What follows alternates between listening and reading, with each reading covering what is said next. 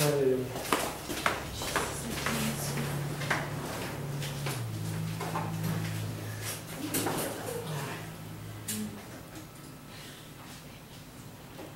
Bonsoir tout le monde. Bonsoir. Soyez les bienvenus au ministère. C'est bien facile de préparer une chose, mais c'est une autre chose d'être en avant de tout le monde.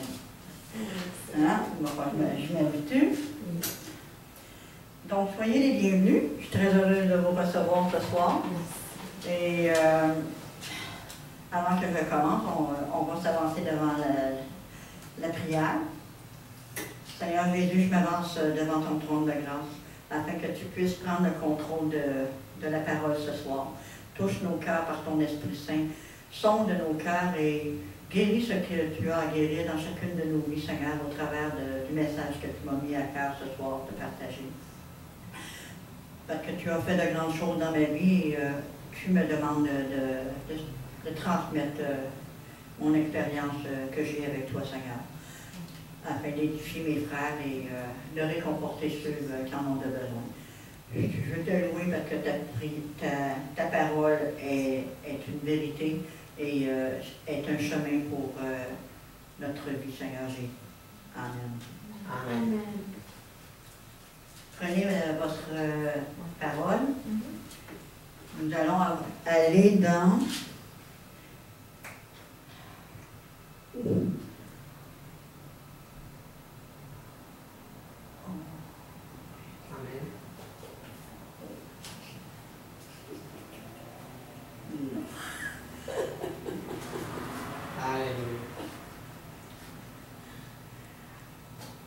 parce que j'ai oublié de marquer la référence, mais parce qu'il y a Matthieu 7,9 qui nous dit, allons dans Matthieu 7,9, et oui, j'ai oublié de marquer ma référence, parce qu'on a deux versets similaires.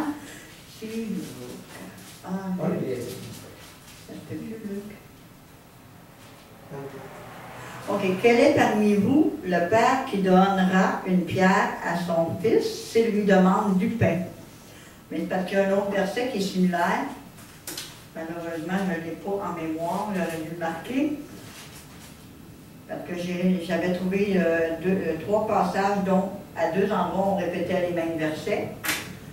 Et le deuxième, c'est où s'il demande un poisson, lui donnera-t-il un serpent au lieu d'un poisson? Ça, c'est dans Matthieu 7, verset 10.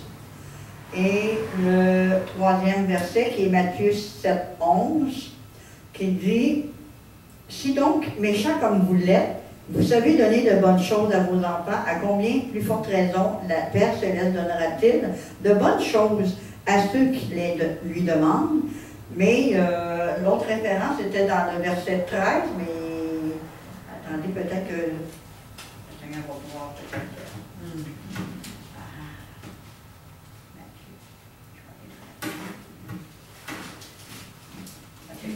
Chairs, Pastor. Oh, that's nice. Thank you, Jesus. Oh, wow. Oh, they're so comfortable. Thank you. Désolée.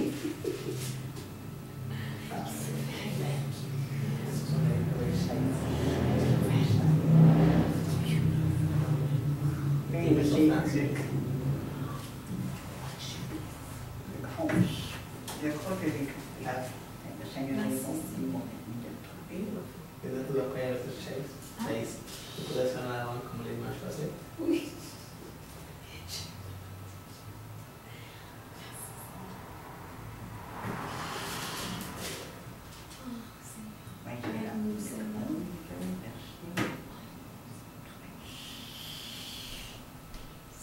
Eh oui, j'ai trouvé, merci, ma deuxième référence, je l'ai retrouvée, merci Seigneur, est-ce que tu es fidèle? OK, la deuxième référence, c'est Luc 11, 11, qui dit la même chose que Matthieu 7, 9. Gloire à Dieu. Quel est parmi vous le père qui donnera une pierre à son fils s'il lui demande du pain? Ou s'il demande un poisson, lui donnera-t-il un petit serpent au lieu d'un poisson? Ça, c'est le verset 11. Ou, s'il demande un œuf, lui donnera-t-il un scorpion? Si donc, méchant comme vous l'êtes, vous savez donner de bonnes choses à vos enfants, à combien plus forte raison, le Père Céleste donnera-t-il le Saint-Esprit à ceux qui le lui demandent? Merci Seigneur. Wow. Hey, Alléluia. le sujet de ma prêche ce soir, c'est justement sur l'amour du Père. Parce que nous, en tant qu'êtres humains, nous connaissons une forme d'amour, mais malheureusement, elle n'est pas ce qu'on appelle la plus saine qu'il y a. Parce que malheureusement, par l'amour humain, on est souvent blessé, on est meurtri, parce que la nature humaine fait facilement confiance, on se fait abuser. Et je peux dire que moi, déjà en partant, même pas débutant ma vie, j'avais déjà connu le rejet avant ma sortie du sein de ma mère. Mais le Dieu que j'ai et que nous avons tous a fait un miracle dans ma vie parce qu'il est venu me chercher en 82. Mais tout au long de ma naissance, en 82, j'avais 27 ans quand j'ai accepté le Seigneur, mais j'ai eu 27 ans d'un long chemin très pénible, mais le Seigneur a été bon dans tout ce cheminement-là parce que même si je n'avais pas connu l'amour, il m'avait attiré vers la nature, il m'avait attiré vers des gens que j'ai eu 3 personnes dans ma vie qui ont été un impact. La première, ça a été ma mère. Même si je n'ai pas reçu son amour de la manière qu'on doit donner en tant que mère, entre ses enfants dans ses bras, puis dire qu'on l'aime, les enfants, moi, je n'ai pas connu ça avec ma mère. Mais quand je suis partie de la maison, à cause des circonstances, ma mère m'a pris une fois dans ses bras et j'ai su c'était quoi. Ça fait une émotion assez grand merci. Et vu ma naissance, moi je suis venue au monde avec un bec de lièvre. Donc ma mère a été obligée de payer les opérations. Donc moi j'ai vu ma mère travailler jour et nuit pour payer mes opérations parce que les opérations à l'époque, on devait les payer en argent. Comme aux États-Unis, il n'y avait pas de système de santé. Le système de santé a sorti en 1971, la dernière opération à l'âge de mes 17 ans. Donc, c'est des bonnes années que je peux me rappeler. C'est des années clés, mais ma mère a dû payer mes opérations. Mes 3 premières années et demie après ma naissance, elle a dû me placer dans une crèche pour pouvoir travailler, payer mes opérations. Et vu qu'à l'époque, en 1955, la médecine n'était pas ce qu'elle est aujourd'hui. Donc, j'ai passé à plusieurs opérations. Donc, à l'âge de 5 ans, j'ai vu ma mère faire de la couture tard la nuit. Et quand je me réveillais dans des cauchemars, ces choses-là, la chose qu'elle me permettait, quand mon beau-père était couché, elle me permettait de m'appuyer sur son dos pendant qu'elle cousait. C'est comme ça que j'ai pu comprendre qu'est-ce que c'était l'amour, parce qu'il y a plusieurs façons d'aimer. Et on ne peut pas donner ce qu'on n'a pas connu. Donc, mais, ça c'est dans le monde. Mais, dans le cheminement spirituel avec Dieu, c'est différent. OK? Fait que, toutes ces années-là, pendant 27 ans, j'ai passé plusieurs périples, mais moi, j'étais une personne très sensible. Ce qui ne paraît pas, parce que, veut pas, avec les années, on endurcit notre cœur, parce que c'est beau de sourire à quelqu'un, c'est beau de tendre la main, mais à force d'être rejeté ou de se faire réprimander injustement, à un moment donné, on ferme le cœur, on ferme notre esprit, et psychologiquement parlant, il y a un système, je vais vous expliquer un peu du point de vue médical, je veux dire de la science. Je vais seulement parler du lobe frontal, ce qui occupe ici, notre devant de front, aller jusqu'ici. Cette partie-là, c'est vraiment ces choses-là que vous allez retrouver. Le lobe frontal, c'est dans cette partie du cerveau qu'on retrouve la personnalité de la personne. on retrouve les émotions, on retrouve la planification, le sens de planifier ou d'organiser les choses, le comportement. Oh, c'est quoi ça, le comportement? Oh. Ensuite, la maîtrise de soi. Fait que le jugement, prise de décision, la sécurité, c'est le sentiment de sécurité ou de danger qu'on peut ressentir, la vérité ou l'erreur, et on est capable de discerner le bien ou le mal. Fait que, mais c'est un endroit où le cerveau enregistre beaucoup. Ce qui veut dire, si je suis rejeté, je n'ai pas d'amour, mon cerveau va l'enregistrer. À force d'enregistrer de mauvaises expériences, à un moment donné, le cerveau vient qu'à faire un mur, et à ce moment-là, on devient plus difficile à pénétrer. Moi, j'ai accepté le Seigneur en 82. Gloire à Dieu, parce qu'il a fait beaucoup de choses dans ma vie. Amen, alléluia. Mais au début du mois, on a eu un événement qu'on fête à tous les ans, qui est la fête des pères. Moi, mon thème, c'est l'amour du Père Céleste. OK? Nous, là, en tant que parents, moi, je peux dire qu'ici, j'ai eu un privilège hors pair. Parce que quand je suis arrivée ici, j'ai rencontré un pasteur qui est vraiment loin de l'esprit, mais que le Seigneur a donné un don très particulier, parce que ça fait 32 ans que je suis au Seigneur et c'est la première fois que je voyais un pasteur qui avait un cœur de père. Donc, la journée des pères, ça m'a permis de l'honorer en tant que père spirituel. Et à la même occasion, j'ai honoré les femmes aussi qui ont élevé leurs enfants seules, parce que pour moi, c'est primordial de reconnaître la femme qui prend le rôle de l'homme. Forcément, elle reste toujours dans un corps de femme, elle reste toujours le cœur de femme, mais vue de l'enfant, malheureusement, elle n'est pas perçue comme une maman, elle est perçue comme un persécuteur. Donc, le Seigneur travaille dans nos cœurs.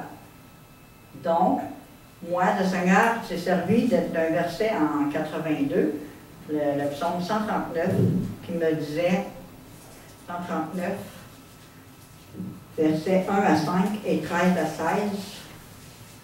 Et ça s'applique à tous les enfants de Dieu. 139? Oui, psaume 139.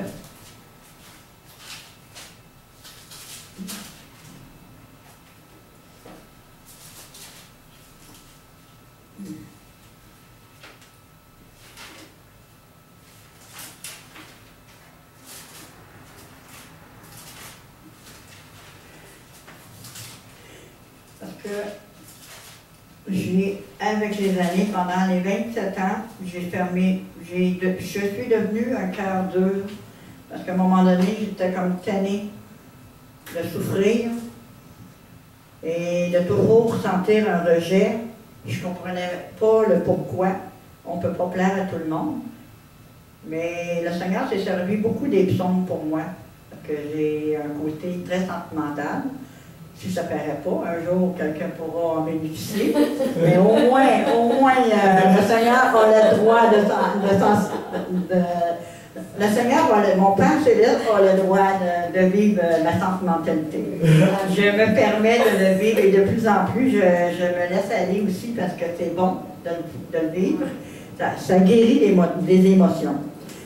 Si vous vous rappelez le fameux schéma, dans le lobe frontal, j'ai mentionné les émotions. Donc, les émotions qui ont été blessées, le Seigneur est en train, mon Père Céleste est en train de les restaurer, en train de mettre un baume sur mes blessures.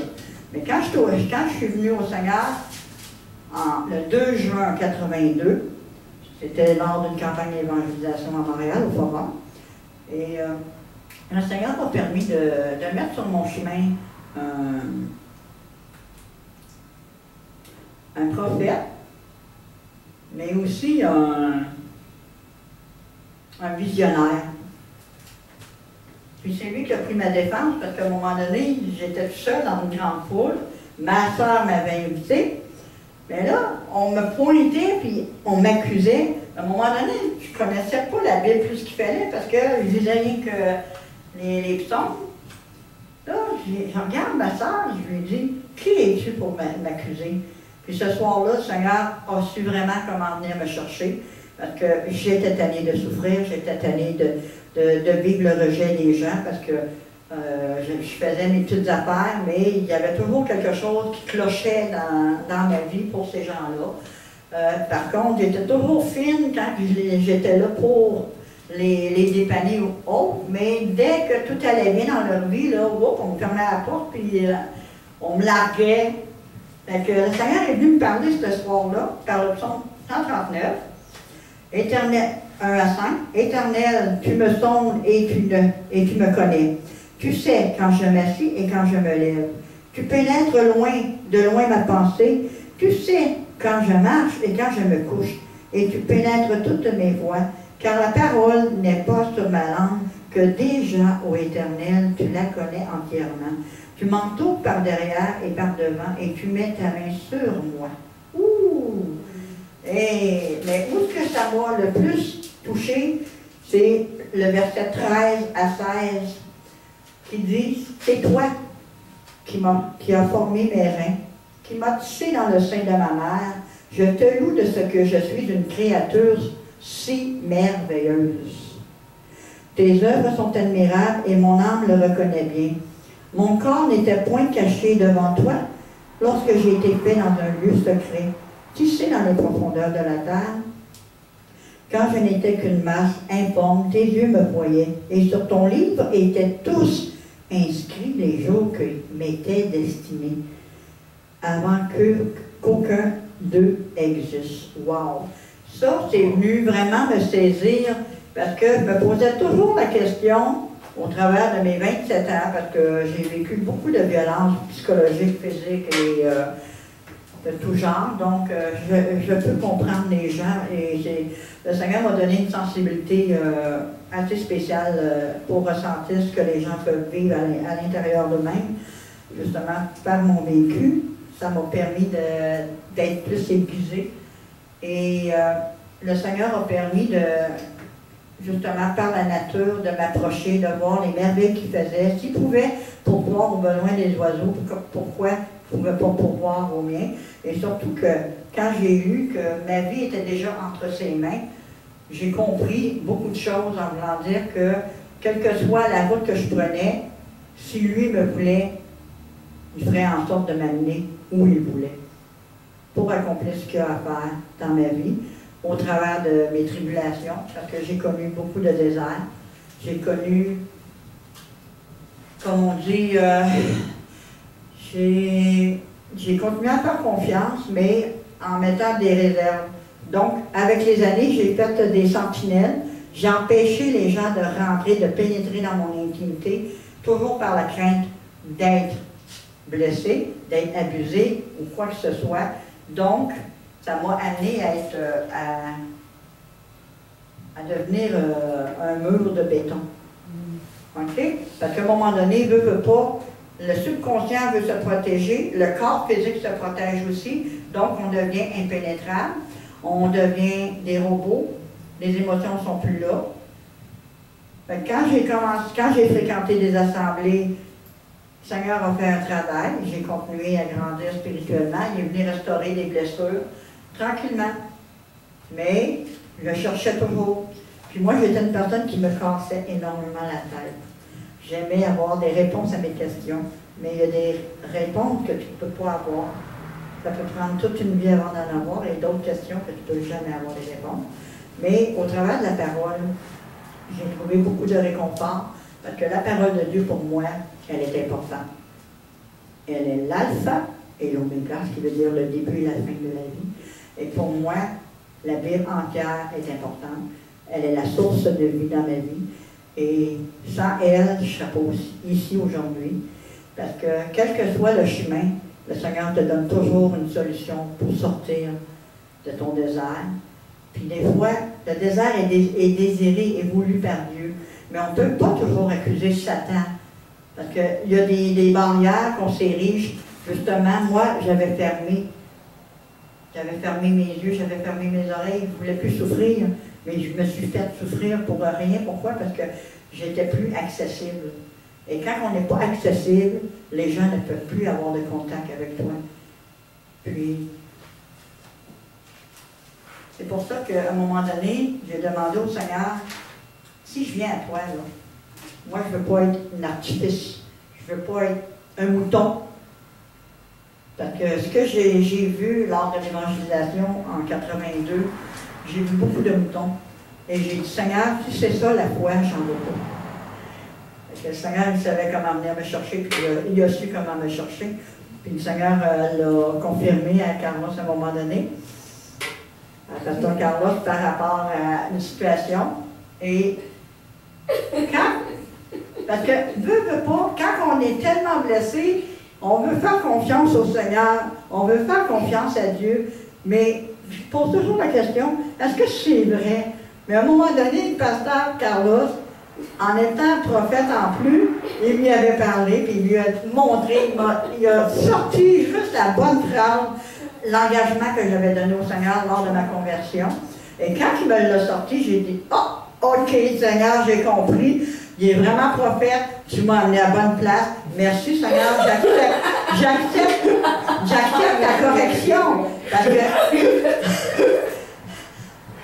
Alléluia! J'accepte ta correction parce que j'étais devenue rebelle. Parce que le corps, le cerveau humain a une limite face à la souffrance. Le corps physique aussi. Et Dieu merci, mes témoins, j'ai un papa d'amour bien plus grand que vous le pensez. Parce que, savez-vous pourquoi? Parce que le Seigneur aurait pu me faire tomber dans des dépressions. Oui. Mais le Seigneur m'a gardé saine d'esprit dans toutes mes émotions, dans mes émotions. Parce que moi, je peux vous dire que ma vie, c'est un miracle sur tous les niveaux, que ce soit physique, spirituel, social, familial, parce que je suis issue d'un viol. J'étais déjà dans l'iniquité avant même d'être conçue. Regardez, quand on lit la parole de Dieu, puis que je découvre, ça fait 32 ans que je suis au Seigneur, depuis que je suis ici, au nid des aigles, j'ai appris encore plus qu'en 32 ans. Fait que, wow!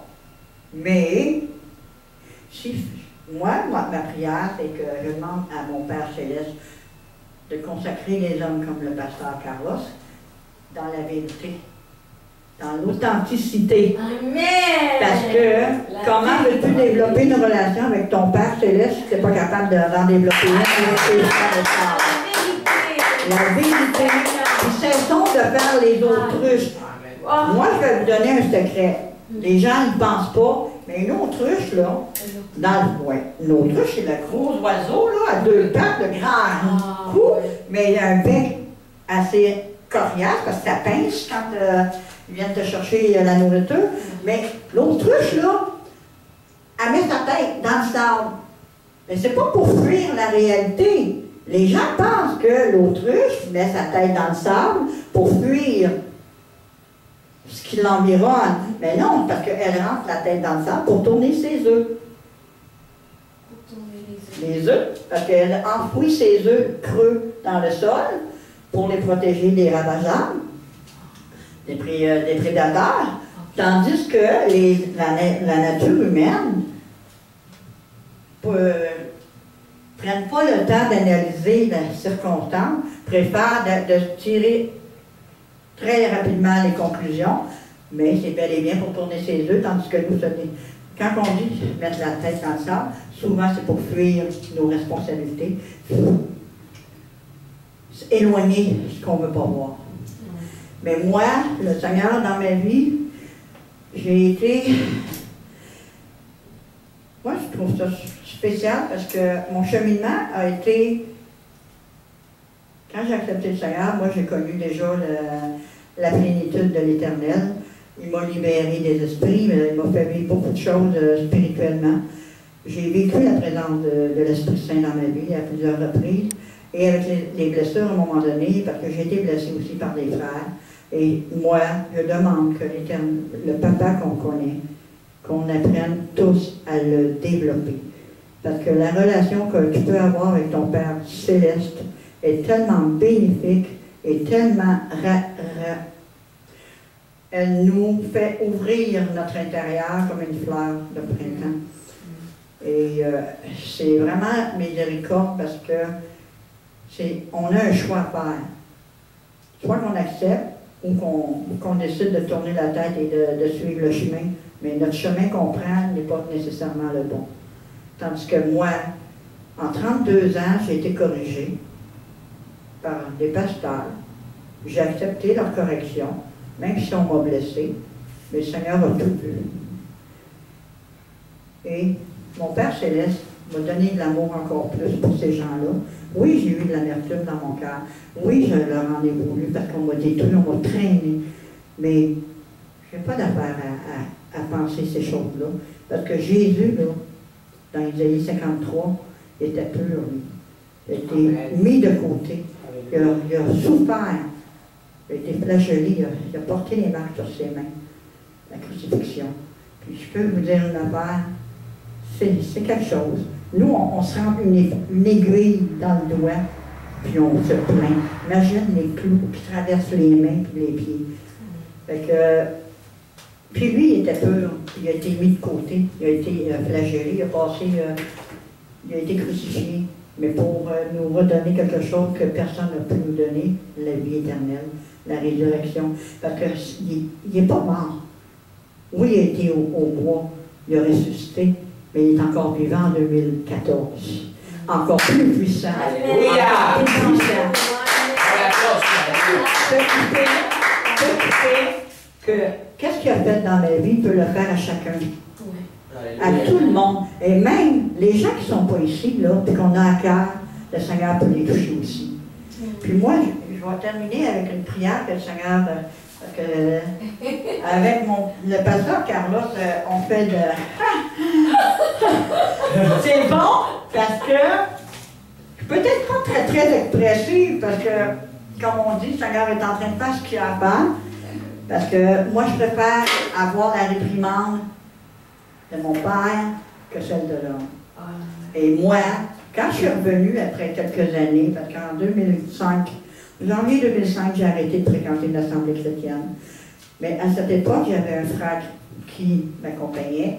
Et le Seigneur s'est servi de sa mort. C'est dommage à dire ça, mais je m'ennuie de ce frère-là parce qu'il a été très important dans ma vie. Il a été dans ma vie chrétienne pendant 29 ans. Il a été le seul frère qui, au travers de mes 29 ans de cheminement